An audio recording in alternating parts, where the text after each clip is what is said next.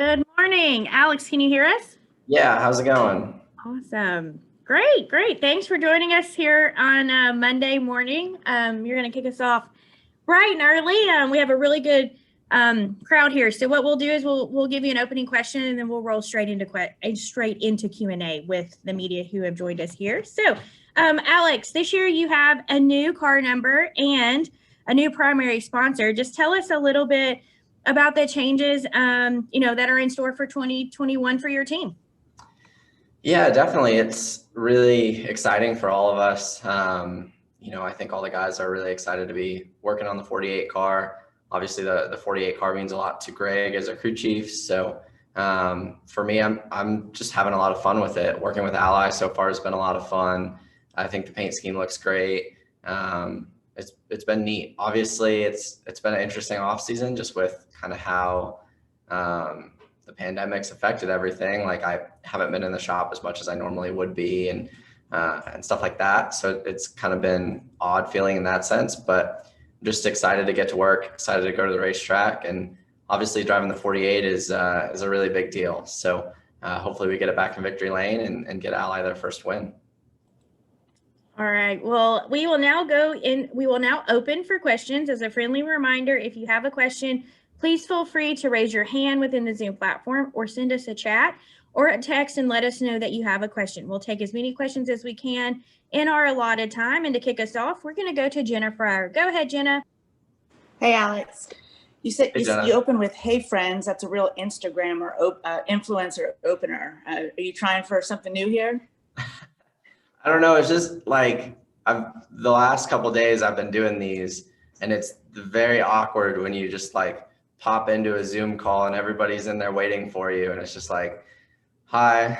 So I don't know. I don't know what I'm going for, but that's it. It worked. It was nice. It was a nice way to start the day. Cool. What's the dynamic like there now with Kyle Larson in the lineup? That's a tough question to answer just because we haven't really done much yet. Obviously I've known Kyle for a long time, and Kyle and I have been friends, raced against each other, have somewhat similar backgrounds in a sense. So I think it's going to be really good, but I just don't know yet. We haven't had competition meetings. We haven't had like the weekly, kind of things we roll through. So and everything the little bit that we've done so far, everything's been really good. Obviously you're not going to replace you're not going to replace Jimmy Johnson in those meetings. He obviously was a great leader for us, and just a great person and a good guy to be around. We all know how Jimmy is, but I think each one of the drivers brings something to the table, kind of their own unique strengths. And at the same time, we have so much depth in our organization and have a ton of really smart people. So I think it'll still be really good. Without Jimmy there, is there an opportunity for someone to step up and be a leader? And do you want more of a leadership role? Yeah, for sure. I mean, somebody's going to be a leader. I feel like Jimmy wasn't. We all looked at Jimmy like a leader, but he was never that guy that like stood up and talked over everybody and took charge and like really like was that leader. He was, he just acted like we were all the same, even through his accomplishments. We all know how humble he is, but like he acted like everything was equal. So I feel like, there's not like somebody needs to do that. I feel like the way we all work together will continue to work well, but yeah, I think there's definitely opportunity for that. And look at Chase just won a championship. I'll put the pressure on him for that one. Thanks, Alex. Thank you. Okay, we're going to take our next question from Claire B. Lane. Go ahead, Claire. Thank you. Can you talk about qualifying at Daytona, Alex? This will lead into qualifying. So how do you feel about it? We have qualifying again, but drivers always said it wasn't a big deal at Daytona, which we know. So what do you think of when you think of qualifying at Daytona? You just got to floor it, can't lift. I feel like, qualifying at Daytona is really about the guys back in the shop, and all the hard work that each person that's touch that race car has put into it. As a driver, you can really only screw it up.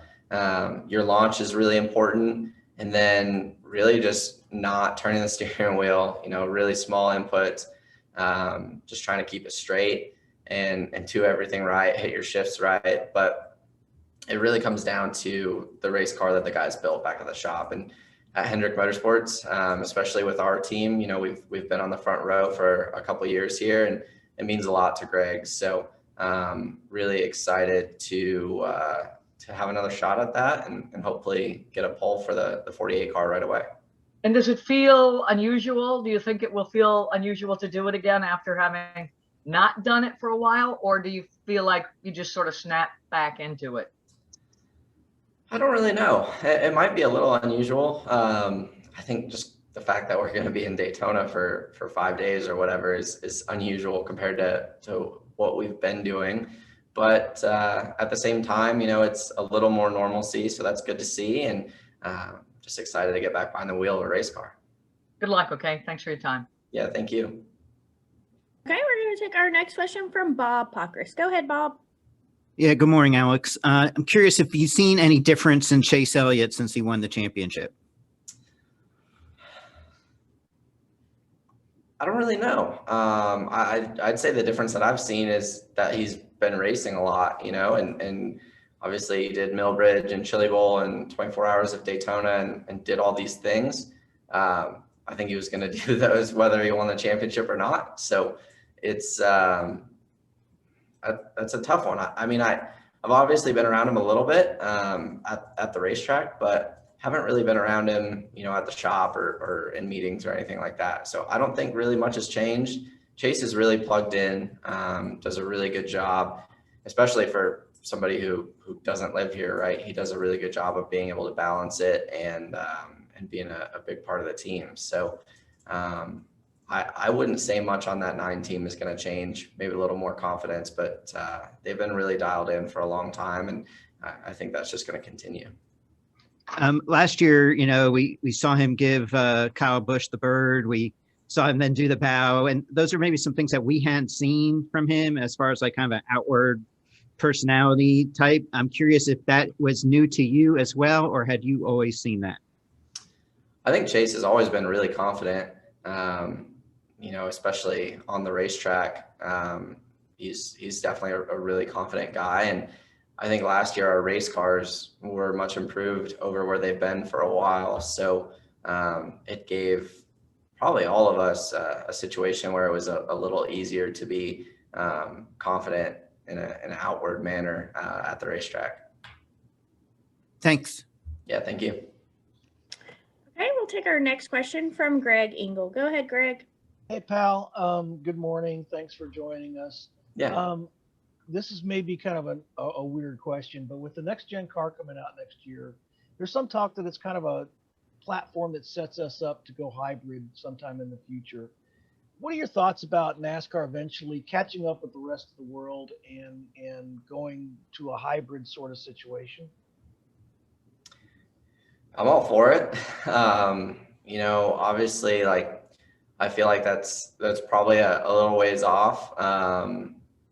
Just time wise, it's going to be a while, and I think it'd be cool. I'm all for new cool things. So new race cars, new racetracks, new drivetrain stuff, whatever it is. I think new stuff is cool, and having to adapt to those things and the challenges that those things present are things that I really enjoy. So I'm sure if that happens, it's going to present its own challenges, and I'm looking forward to being able to adapt to that and seeing what it does. But I think it'd be really cool for sure. It's obviously been really cool to watch that come into other forms of motorsport, and it'd be cool to be a part of it. Thanks, my friend. Have fun these 2 weeks. Yeah, thank you. Okay, we're going to take our next question from Marty. Go ahead, Marty. Thank you, Amanda. Hey, Alex. Hope you're doing well, man. Thanks. I'm curious, first off, the schedule changes. What do you like the most about them? What's your favorite track you're looking forward to? Oh, that's a tough one. Probably, I'm just excited to see how the Bristol Dirt Race works. Obviously, I've been around dirt racing a lot, and I feel like I have not as much experience as like Bell or Larson, but at least some. And I'm excited to lean on that and go to the racetrack. But I'm just excited to see really like what the racetrack does, how the racing is, how the cars react, all those things, and how the event works. So I'm excited about that. New road courses are going to be a lot of fun. Good opportunity to learn and improve my road course skills, and I think it's going to be a lot of fun. I know you'll get used to it eventually throughout the season, but that next competition meeting you guys have on Zoom, how weird is it going to be without 7-time? Yeah, for sure. It's definitely going to be different. Jimmy, my favorite part about Jimmy on Zoom meetings is the technical difficulties and like calling in from some exotic place in Colorado and not being able to hear us and all that fun stuff. So gonna miss that for sure. Really, personally, I'm gonna miss every aspect of not having Jimmy there. He's been a really good guy and just a good friend over the last couple of years. As a teammate, I've learned a lot from him, but we can all learn a lot from him as a person. So it's gonna be an honor to drive the 48, but definitely gonna miss him being around. Thanks for your time, man. Have a great Speed Weeks. Yeah, thank you. Okay, we're going to take our next question from Kelly Crandall. Go ahead, Kelly. Thanks, Amanda. Hey, Alex, I wanted to go back to what you were talking about with not seeing Chase too much. And with COVID and all the restrictions, obviously a lot of things are virtual now for teams. How much has that changed the dynamic just between teammates and how much you guys spend together and bounce things off each other? How much has these restrictions kind of changed that? It's definitely changed it quite a bit. I feel like most notably, we used to all have like a big meeting together after final practice and all sit together and talk about our race cars. And when you put 4 drivers and 4 crew chiefs in a room after final practice, and you have a lot to talk about and can really bounce ideas off each other and talk about what our race cars are doing. So we don't have that anymore. Obviously, we don't have final practice to talk about, but we don't have that hour and a half of sitting together and talking. So it's just different. We still have some in-person competition meetings around here, a bunch of Zoom calls. Zoom calls are my favorite. I love Zoom calls, so many Zoom calls, but it's still been really good. I feel like we all still talk, and it's just it's different for sure. Thank you. Okay, we will take our next question from Anton with ASN Media. Go ahead, Anton. Thanks, Amanda. Good morning, Alex. So you've either had or will have the opportunity to drive some of the most legendary cars in NASCAR, the number 88 and now the number 48. So being a part of those legacies, of those huge histories, what does it mean to you? Yeah, it's been really cool. Obviously, to step into the 88 and really, have everything happen in a crazy set of circumstances and have a lot of support from Dale to get that ride and end up, taking a year off and then ending up in the 88 car full-time for Hendrick Motorsports was really cool. To get that car back in victory lane and have the success that we had with it was amazing. And then to, try to fill another set of big shoes and go to the 48 is going to be really fun. I was definitely nervous when Mr. H first told me. You kind of never know, like working with a new partner and all that, how it's going to be. But working with Ally has been so much fun so far. I've really enjoyed it. And I think, obviously, I just want to get on the racetrack and do my job, or the part of my job that I'm at least a little bit good at. But I'm just ready to go. It's going to be a lot of fun. Thanks. Wishing you all the best for this season. Yeah, thank you. We'll take our next question from Jerry Jordan. Go ahead, Jerry.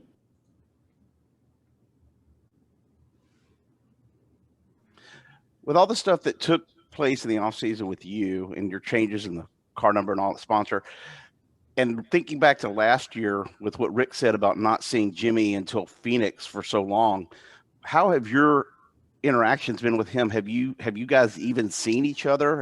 Has there been another hiatus of no Rick around? I haven't seen the boss since Phoenix. So that's I've been on some Zoom calls with him, so I've virtually seen him, but haven't seen him in person. So obviously miss seeing him around for sure. But I've talked to him on the phone quite a bit. He called me like super late at night at Chili Bowl on one of the nights that we weren't racing. So there was a phone call there that I remember bits and pieces of, but it's been fun to stay in touch kind of about the open wheel side of what we did over the winter. He would question me on why my race cars weren't faster, and then just the regular day-to-day cup shop stuff as well. So it's fun to be friends with him. He's a really good guy, and just really enjoyed driving for him. Thank you, bud. Yeah, thank you. Okay, next we'll go to Jeff with Empire Sports. Go ahead, Jeff. Hi, Alex. Good morning. Sure hope you talked with Jim Nantz about the "Hello Friends" comment over at the Masters. But but I think to bounce off of Anton's question a little bit, driving the 48 obviously is such a huge thrill, but at the same time, it comes loaded with pressure and loaded with expectations. How do you set your mental mindset to that, to deal with those newly found expectations, to deal with those newly found eyes watching you? Yeah, I mean, I think the biggest thing for me is there's not a car number in the world or a situation in the world that's going to put more pressure on me than I put on myself. I feel like all race car drivers are selfish, but I'm really selfish. I just want to win for me. Like, obviously I want to win for Hendrick Motorsports and for Chevrolet and for Ally and for everybody that makes this deal possible. But more so than any of that, I want to win for me. So I put a ton of pressure on myself each and every week to go do that and to run well and to run how we should. So I think outside situations don't really add to that. I probably put too much stress on myself and too much pressure on myself at times, but it's all, from me because I care about how we run and because I want to run well. It's not really because, somebody's saying, oh, the 48 has to go win or needs to go win a championship. It's because I want to win and I want to win championships. You put on a very good showing last season. It really opened a lot of eyes to Alex Bowman driving with, NASCAR's elite out there. How can you build on the success of last year? And what's the biggest lesson you took away from such a successful season run under unusual circumstances? Yeah, for me, it's really been the same thing for the last 2 years. We just need to be more consistent. We were able to do that during the playoffs, which was great. But throughout the course of the season, we were really hit and miss, hot and cold, didn't have the summer that we needed to have. And that put us way behind on playoff points going into the playoffs. If we had the playoff points we probably should have had going into the playoffs and ran the way we did, we would have made the round of 4. So we really just needed to do a better job over the course of the season, being more consistent. And that was the same, going into last year. We know that's what we need to do better. And we just need to run how we should all year. If we can run how we did in the playoffs all year long, we can make a lot of noise. Terrific. Thanks, Alex. Good luck this season. Yeah, thank you. Okay, Claire B. Lane, did you have an additional question? You're up. Yes. There you go. I do. There you go. Yep, go ahead, Claire. I want you to talk about the clash coming up. And, once we get past qualifying, that's going to be pretty interesting. And I don't know what we make of that, right? Because it's kind of all no holes barred, but also everybody wants to learn something from it as well, right? Can you talk about that? Yeah, it's really a big test session for us, right? Like we're going right back and it's going to be a points race on the road course there. So we really just need to do the best job we can at knowing what our race car does in that race, knowing how we can improve our race car after that race. But also, like, as a driver, the way the Daytona road course went for me last year, we started in the back, we had a tire issue. Like every restart, I was buried in the back and like I drove through the field like 3 or 4 times that day. So, while we still got up into the top 10 before kind of getting run over on the last lap, I never really felt like I had a great idea of where like max braking points on fresh tires were. And and really how to like maximize lap time there. So for me, it's great. Like I can get more laps there with less cars, more quality cars, and really be able to like learn those max braking zones and really try to figure out how to chase down Chase Elliott a little bit. And what about race day when you strap into your car leading into this particular Daytona 500? You have a routine, you have a mindset this season, you get in the car, there's not going to be so much hoopla, although it is the Daytona 500 down on pit road, et cetera, you know, not as many people coming in and mingling around your car. But what do you think about? How do you mentally strap into that one?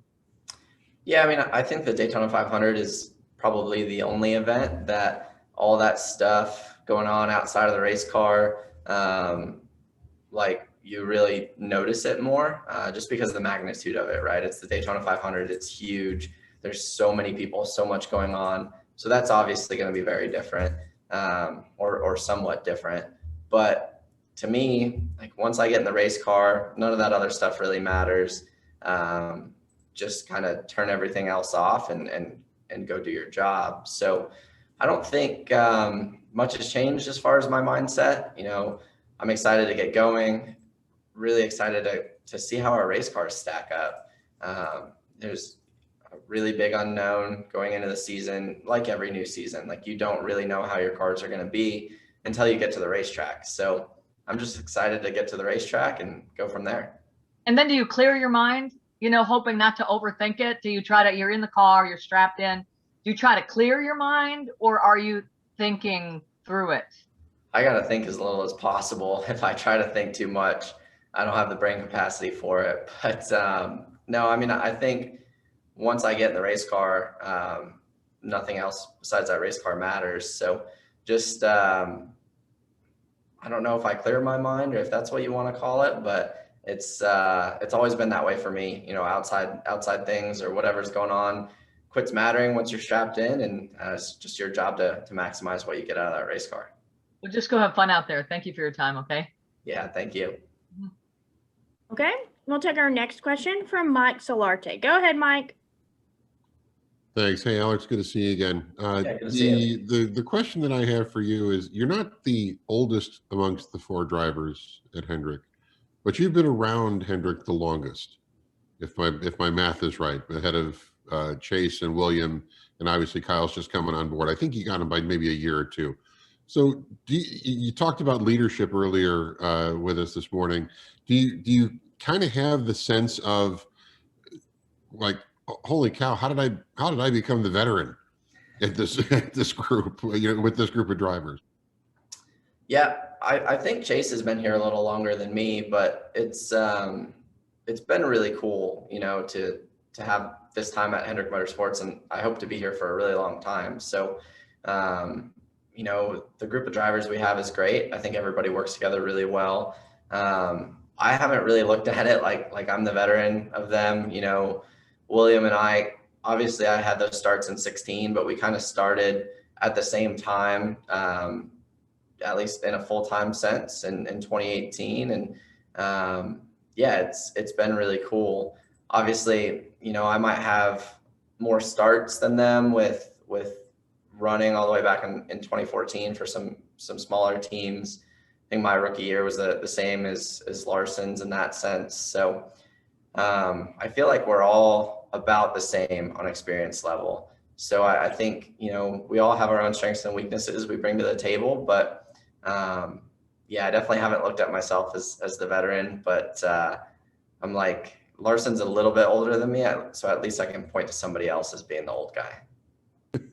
And the last one that I have for you is, if you stop and think about the turnover in the drivers at Hendrick, you know, there's 4 fresh faces now, but it wasn't that long ago. It was Jimmy and Jeff and Dale. I mean, the cyclical nature of racing being what it is, do you maybe look at, wow, look at the guys that came before us, and you raced with those, you know, you raced with those guys too. So, I mean, do you kind of get a sense of, okay, there's a standard here, and we need to maybe take that standard and get to it and then run it up a little bit higher? Yeah, I mean, I think anytime you walk through the front door at Hendrick Motorsports, you know, there's a standard here, and it's a very high standard. And, you know, the expectation is to win a lot of races and win championships. So glad that as an organization we were able to do that last year, and go win a championship. Wish it was our team doing it. You know, obviously we've have some wins, but not nearly enough. So just need to go win a lot of races and win championships and kind of let that speak for itself. I think that's what's expected of any driver at Hendrick Motorsports. And, you know, Mr. H gives us all the tools we need to go do it. So we just got to go make it happen. Thanks, Alex. Yeah, thank you. All right, we'll go to Bob for a follow-up question, and then Tucker, you can go as soon as Bob wraps to close this out. Go ahead, Bob. Yeah, Alex, do you have still any 88 momentums, or have you tried to get rid of everything beyond the car that you were given? I didn't really have a lot of 88 stuff, I guess. Like I have the side off the car, the first one that I drove in New Hampshire in 2016, and like some little stuff like that. And then obviously there's a race car in my shop. I don't really know what I'm going to do with it, but there's that. But other than that, I didn't really have anything. So I haven't had anything to get rid of. Had to change my social media handles. Who puts their car number in their social media handles? What a genius idea that was. But it's been something. I mean, some things have changed, but it really feels normal to me. I hope I stop on the 48 pit sign because everything else feels the same. You know, it's the same group of guys, same crew chief, same spotter, just working with Ally and a new car number. Thank you. Yeah, thanks. Oh, right. Alex, as we've seen over the last few seasons, the driver who performs the best over the course of the season doesn't necessarily make the championship round or even win the title. And given how much luck plays into making the championship round and even winning it, how exactly are the playoffs a good method of deciding a champion, especially when leagues like IndyCar and Formula One decide theirs via season-long points format? Oh man, that's a good one. You know, I think we all have the same box to play in, right? Like we're all racing under the same point system. So for us, it's like everybody has the same opportunity to go out and get points. And yeah, sometimes luck does become involved in it, but I think the playoffs have been really good. We're not announcing champions a couple races before the final race and stuff like that, like some other series do, and like we had to do before the playoffs started. So you know, I think it's good for the sport. I think the playoffs work well, and yeah, sometimes the guy that dominated the season has a bad playoff run, like in a certain round, like you saw last year. But that's just part of racing. I mean, racing has always been that way, and stuff happens. All right, thank you. Yeah, thanks. All right, Alex, we appreciate your time. Thank you for joining us this morning, and we wish you the best of luck in the Daytona 500 on Sunday. Yeah, thanks for having me. Have a good one.